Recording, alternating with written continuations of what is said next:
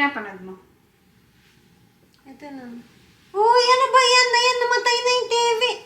Inupuan mo yung remote. Ano ba yan? Di naman nag-iingat. Sorry, Pag nasira to, hindi na magagamit yan. Ang mahal-mahal pa bumili ng remote.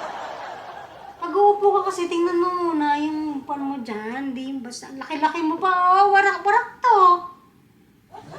Nakita ko agad. Sorry. Ayan, tuloy nabitin ako sa pinapanood ko. Ano ba yan?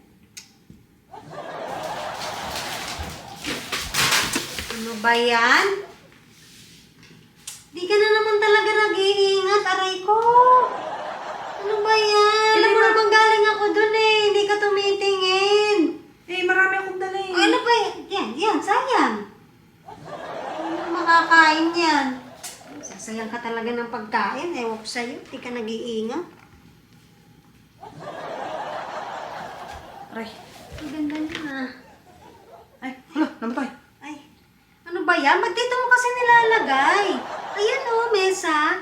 Eh, talaga mauupuan ko to. Ito naman talaga. O, pag nasira pa to, ikaw, bumili ka. Ang mahal nito eh. Eh, bago-bago sisirain mo. Ito mo ilagay.